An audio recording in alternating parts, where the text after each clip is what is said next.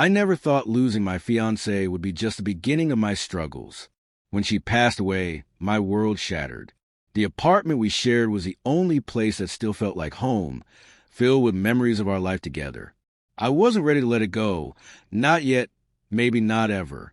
But my mother had other plans. Barely a few months after the funeral, she called me, her voice dripping with forced sympathy. "You know Emma's pregnant, right? She and her boyfriend need a stable place to raise the baby." I already knew where this was going. I sighed, trying to keep my voice steady. "Mom, I'm not giving up my apartment." She clicked her tongue in disappointment. "You don't need all that space. You're alone now. It would be the right thing to do." Right for who? Certainly not for me. Emma had always been their favorite. When we were kids, she got the bigger room, the newer clothes, and endless second chances. Now, just because she was pregnant, I was supposed to hand over my home without question? Emma called me next, playing her usual manipulative game. "I thought you'd understand," she sniffled. "I'm bringing a life into this world. Doesn't my baby deserve a home more than, well, you?" I gritted my teeth. "My fiancé and I made this our home. I'm not just handing it over." She scoffed. "You're being selfish." I wanted to scream.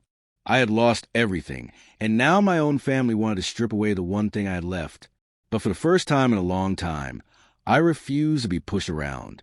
The calls didn't stop. My mother bombarded me with messages, each one dripping with guilt. "Emma is struggling, and you're just sitting in that apartment alone. Do you really think that's fair?" My aunts and even distant relatives started chiming in, telling me how heartless I was being. Emma, of course, played the victim perfectly. "I can't believe my own brother would do this to me," she posted online. Family is supposed to support each other, especially in times like this. The comments flooded in, people pitying her, calling me selfish without knowing the full story. Jake was the only one who had my back. "This isn't about the apartment," he said. "They just expect you to roll over like always." He wasn't wrong. My whole life, I had been the one to compromise, the one to sacrifice. Not this time. Emma wasn't done. She showed up unannounced, rubbing her belly like it was a golden ticket. "Just think about it," she said, fake sweetness in her voice. "You don't really need all this space, and I'd take such good care of it." I crossed my arms. "Find somewhere else." Her expression darkened instantly. "You're seriously choosing an empty apartment over your own family?" I almost laughed at the irony. She had never considered me family unless I was useful to her. I shut the door in her face, knowing full well this wasn't over. My mother's next move wouldn't just be guilt. It would be full-blown manipulation. The family dinner was a setup. I knew it the second I walked in.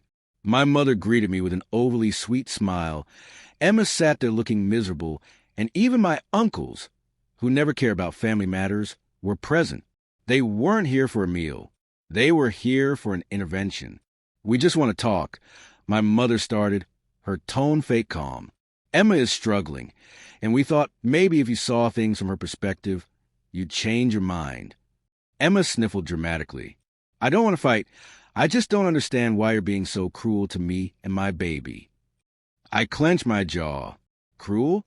You're asking me to give up the one thing I have left of her." Mom sighed like I was being unreasonable. "Honey, don't you think she will want you to help your family?" I exhaled sharply. Don't use her to manipulate me." Emma crossed her arms. "So that's it? You're choosing an apartment over your niece or nephew." I turned to my mother. "You've done this my whole life. You've given her everything at my expense. I let it happen because I didn't care enough to fight back. But not this time." The room went silent. Emma's eyes widened in disbelief. My mother's face tightened with anger, and my uncles looked at their plates like they regretted showing up. I stood up. "I'm done being the one who always bends. If you can't respect that, then I don't care to be part of this conversation anymore." As I walked out, Jake sent me a text. "Proud of you, man." And for the first time in a long time, I felt like I had taken back something that was mine. The silence from my family lasted exactly 3 days.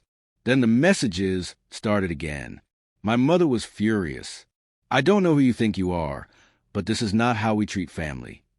Emma, of course, was still playing the victim. Hope you're happy. I'm stressing so much over this. It's probably bad for the baby. I didn't respond. I didn't need to. The decision was made, and I wasn't going to apologize for it. Jay came over that weekend, bringing a six-pack and a knowing smirk. So, how's the villain arc going? I chuckled, shaking my head. They think ignoring me will change my mind. They don't know you as well as they think, he said. Days turn into weeks. My mother eventually switched tactics, acting like nothing had happened, sending casual messages, trying to pretend she hadn't just tried to guilt-trip me out of my home. Emma, on the other hand, doubled down. Passive-aggressive social media posts, dramatic complaints to anyone who would listen. But she found another apartment. Somehow, despite all the theatrics, she and her boyfriend managed just fine. That's when it really hit me. They never needed my apartment. They just expected me to fold because I always had before. For the first time since losing my fiancée, I felt like I had control over something, setting that boundary, refusing to be manipulated.